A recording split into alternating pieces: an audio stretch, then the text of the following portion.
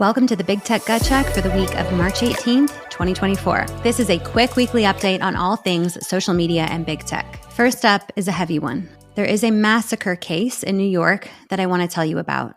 On May 14th, 2022, 18-year-old Peyton Gendron walked into a supermarket in Buffalo, New York, and opened fire. The attack was motivated by racism, and 10 people, all African Americans, were murdered and 3 were injured. Peyton live-streamed the attack on Twitch. He has since been sentenced to 11 consecutive life sentences. Now, how does this relate to social media? I'll tell you now. Social media played a huge role in influencing Peyton's white supremacy ideology. Families of the deceased are suing Meta, Snap, YouTube, Discord, Reddit, and a number of other platforms for their defective design, their negligence, and their failure to warn. These horrific acts by Peyton were motivated by white replacement theory. Peyton became aware of this concept from these online platforms. The algorithm prioritized posts related to this theory within Peyton's feed, further driving his motivation to commit the crime. In response to the lawsuit, the social media companies filed a motion to dismiss, saying that they are not responsible for what is posted on their platforms, that they are just message boards where users can post and interact with whatever they want. They cite Section 230, which is a law enacted in the 90s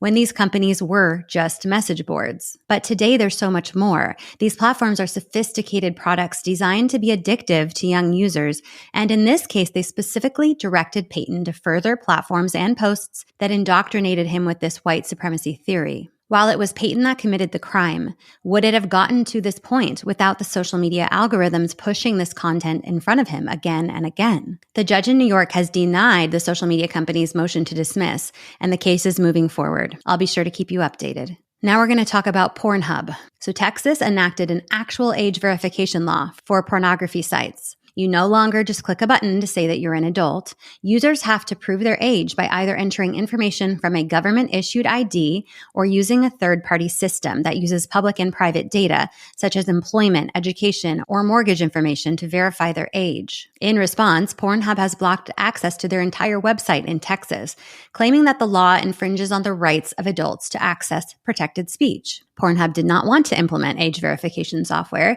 to prevent minors from accessing the site. I'm assuming because a lot of the users on Pornhub are minors. A Pornhub executive stated, the age verification requirement was overboard and would do little to protect children. Not only will it not actually protect children, it will inevitably reduce content creators' ability to post and distribute legal adult content and directly impact their ability to share the artistic messages they want to convey. Pornhub and other adult sites say they do not oppose restricting their content from minors, but that the age requirements present a barrier for adults and force adults trying to access constitutionally protected material to hand over private data that could be stored or tracked by the state. Pornhub will likely appeal this ruling, and I'll keep you posted.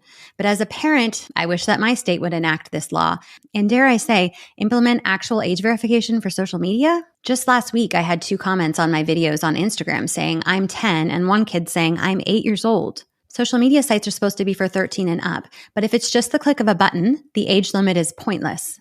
And social media is not safe for 8-year-olds. Next up, U.S. Attorney General Merrick Garland announced this week that the Justice Department has filed an antitrust lawsuit against Apple. This complaint has been signed by 15 states and the District of Columbia, alleging that Apple used its control of the smartphone market to prevent competitors from offering innovative services and limited the functionality of hardware products that compete with Apple. Apple's share of the entire U.S. smartphone market exceeds 65%, and the company charges nearly $1,600 for an iPhone. The suit claims that Apple makes it difficult for users to switch to non-Apple devices or communicate with non-iPhone devices. I'm sure we've all had issues messaging back and forth between an iPhone and an Android phone. Apple will vigorously defend this lawsuit. I wonder what your thoughts are. Personally, I'd love to see a societal shift to phones that make it easier to put them down, specifically for minors. More simple phones that do only what you want them to do and nothing else, giving us more control as a device owner. Now we're going to talk about cyber flashing. We used to worry about our kids going outside and predators getting a hold of them or flashing them. And now our kids spend most of their time online. So the predators have moved there too. And they are flashing our kids online, called cyber flashing, also known as sending a dick pic. In the UK, they passed a new online safety law that has actually criminalized cyber flashing, and the first offender has been jailed. Here in the US, only 2 states have laws penalizing cyber flashing. That's California and Texas. I hear literally every day about kids receiving dick pics from a predator on social media. It's almost just a normal part of your experience being on Snapchat or Instagram for a kid. And I think it's time we take this seriously. Kids should not have to be exposed to that, and I encourage more states to criminalize this act. Now an update from U.S. Surgeon General Dr. Vivek Murthy. He did an interview with The Guardian that I think is worth sharing. Surgeon General Murthy cited research that proves young people are becoming less happy than older generations as they suffer the equivalent of a midlife crisis. Teenagers shouldn't be having midlife crises. Though this isn't surprising, we know that young people are struggling. And Dr. Murthy pointed to the failure of the governments to better regulate social media, saying that where we're at is insane. He still claims there's not enough research to say if social media is safe for children and adolescents, and there is growing research that social media is not safe for these age groups, like Jonathan Haidt's new book, which is called The Anxious Generation. So Jonathan Haidt is a social psychologist from New York University's Stern School of Business, and he researches social media and how it affects youth. He's basically the premier unbiased researcher in this space. He's been all over the news this week on Joe Rogan, talking about his new book, which hits the shelves in a few days. But Jonathan is warning parents and society that the mass migration of childhood into the virtual world has disrupted societal and neurological development. Jonathan is calling for a worldwide shift in social norms, including 4 recommended adjustments: no smartphones before high school, no social media before 16, phone-free schools, and more independent, free play and responsibility in the real world. Let your kids be bored. Let your kids play outside and figure out what they're going to do. I am 100% on board with these 4 new societal norms. What about you guys?